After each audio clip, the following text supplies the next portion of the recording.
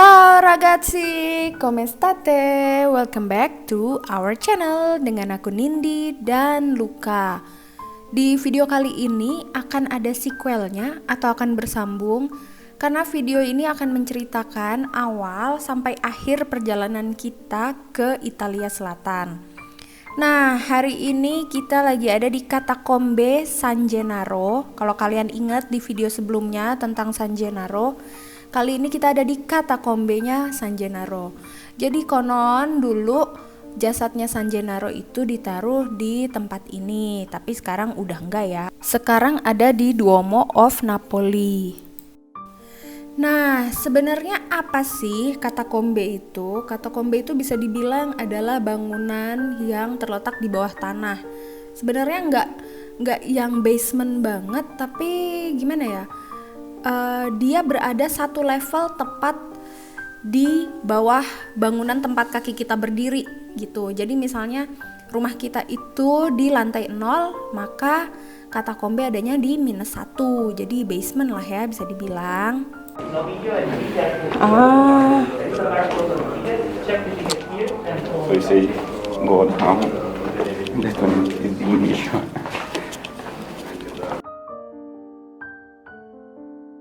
Fresh.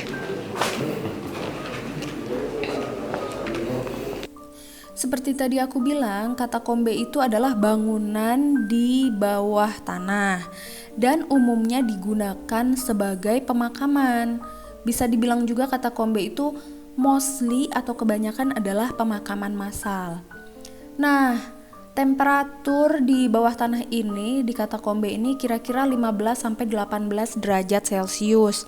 Jadi lumayan fresh ya kalau lagi summer atau musim panas. Tapi kalau lagi spring, autumn, atau winter kayaknya aku kurang suggest untuk kesini karena pasti bakal dingin banget. Ya minimal spring lah ya. Autumn juga boleh, mungkin masih bisa terkondisikan lah dinginnya. Tonton terus video ini kalau kalian ingin tahu detail lebih lanjut mengenai katakombe. Katakombe San Gennaro dan San Gaudioso dibangun pada abad ketiga dan keempat.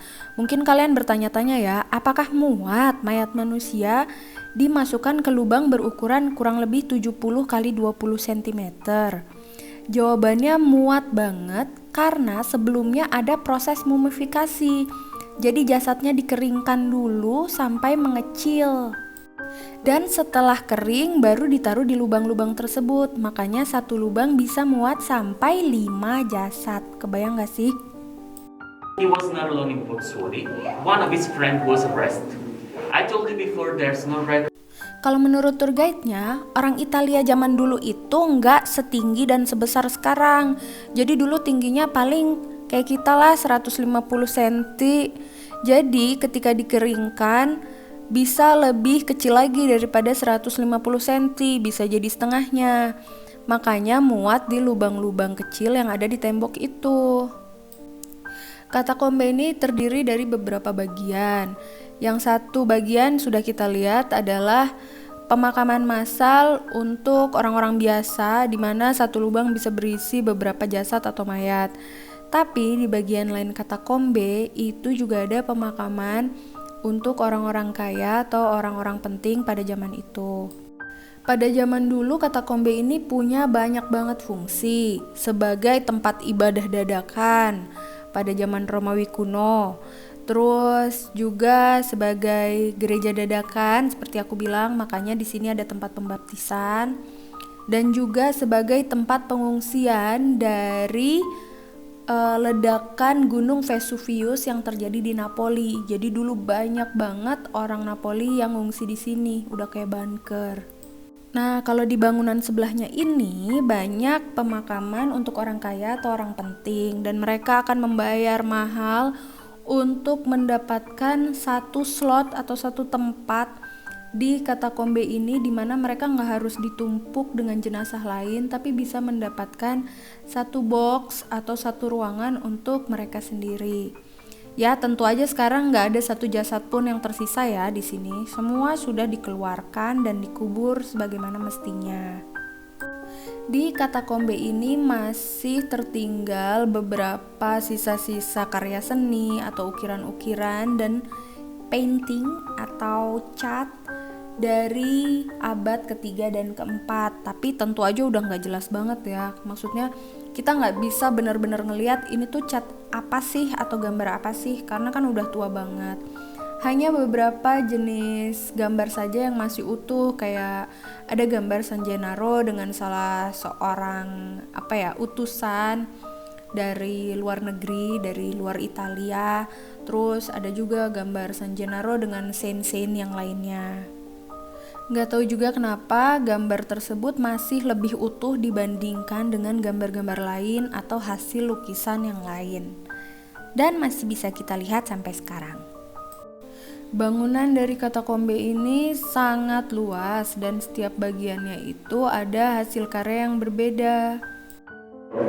Noi troviamo un Santo Monaco Benedettino a sinistra, a destra si pensa dove. Kenapa karya seni dan mungkin hiasan atau desain bangunannya agak sedikit berbeda? Karena seperti tadi ku bilang, katakombe ini sudah ada sejak abad ketiga dan keempat. Jadi seiring waktu dan perbedaan dari penduduk, pasti ada dong yang ditambahkan atau dikurangi dari katakombe ini. Selain katakombe, ada juga gereja San Gennaro yang lama dan rumah sakit San Gennaro yang dari awal sudah ada di seputaran daerah ini. Nah, setelah kita menjelajah gereja, sayangnya kita nggak bisa masuk ke rumah sakitnya karena lagi tutup. Terus kita kembali ke katakombe lagi karena satu-satunya pintu keluar dari sini. Harusnya bisa keluar lewat rumah sakit, tapi karena tutup kita lewat lagi tempat ini. Sekarang dari sini kita akan menuju ke katakombe berikutnya, yaitu katakombe San Gaudioso. Ya, letaknya kurang lebih 450 sampai 500 meter. Gak terlalu jauh ya, jadi kalau jalan kaki pasti sampai. Nah, ada di situ tuh katakombenya. Ada sebuah istilah, berkunjunglah ke Napoli, maka setelah itu kalian bisa meninggal dengan bahagia. Tapi pas aku sampai di Napoli itu, kesanku adalah ini Jakartanya Italia. Jadi benar-benar kayak di Jakarta gitu loh, padat penduduk, padat perumahan. Terus banyak toko-toko yang ada di pinggiran jalan gitu. Jadi buat aku inget Jakarta banget sih di Napoli ini.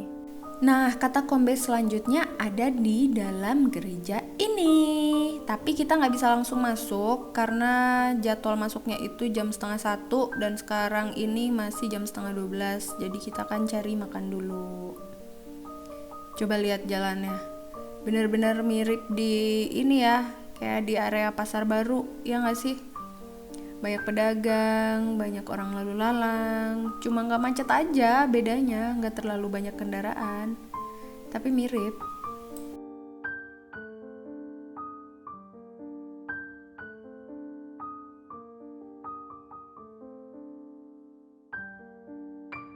Napoli itu terkenal banget dengan street foodnya dan snacks-snacksnya yang enak. Salah satunya adalah tarali. Dan kebetulan kita nemu Popella Tarali Vico yang enak parah. Kayaknya kalau udah kesini nggak mampir sini dosa deh.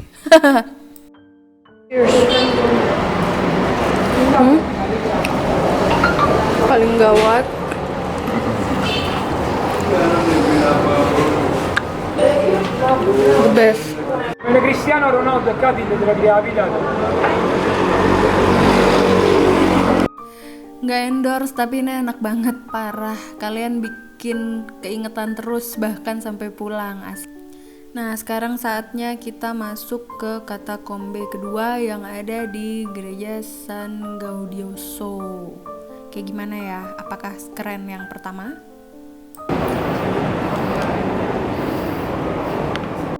Jadi 90% bangunan di gereja ini sudah direnovasi. Hanya ada satu bagian basement di bawah altar itu yang benar-benar masih pure dari abad ketiga dan keempat dan tidak direnovasi sama sekali. Sampai sekarang kita masih boleh kok masuk ke dalam situ untuk berdoa. Tapi emang kalau selain keperluan berdoa nggak boleh kayak cuma mau masuk buat ngerekam gitu. Dan lain dari katakombe sebelumnya, di sini kita mostly hanya bisa ngerekam di area gerejanya aja. Nah, ini yang gereja yang tidak direnovasi sama sekali dari abad ketiga. Tapi nanti begitu kita masuk ke katakombenya, maaf banget karena video nggak boleh, tapi boleh ambil foto. Dan inilah foto-fotonya. Kurang lebihnya sama katakombenya seperti sebelumnya, tapi dia lebih kecil. Dan ada beberapa perbedaan kayak gini nih. Ini sebenarnya dalamnya kerangka loh. Jadi kalau kalian orang terkenal atau orang yang cukup mampu di zaman dulu, kalian bisa minta kerangka kalian ditanam di tembok atau diplester di tembok kayak gini. Dan itu yang bolong tuh benar-benar tengkorak manusia ya. Tapi sampai sekarang nggak ada yang tahu bagian mukanya dikemanain. Jadi ya udah, tengkorak utuh di dalamnya diplester, tapi disisain bagian kepalanya bolong kayak gitu. Sebenarnya katakombe yang sekarang dengan yang sebelumnya nggak terlalu beda ya, hanya beda di ukurannya. Ini lebih kecil. Terus di sini ada lubang oval di dinding, tempat untuk mengeringkan jasad, dan juga bagaimana cara penguburan orang-orang yang mampu atau orang-orang terkenal, bedanya juga di situ. Dan di sini juga ada beberapa patung-patung hasil karya seni pada abad tersebut.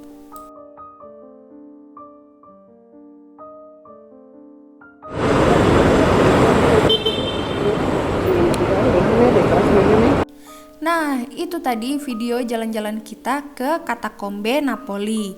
Kalau kalian suka video ini, jangan lupa subscribe, like, and share. Sampai ketemu di video jalan-jalan selanjutnya. Ciao, ciao!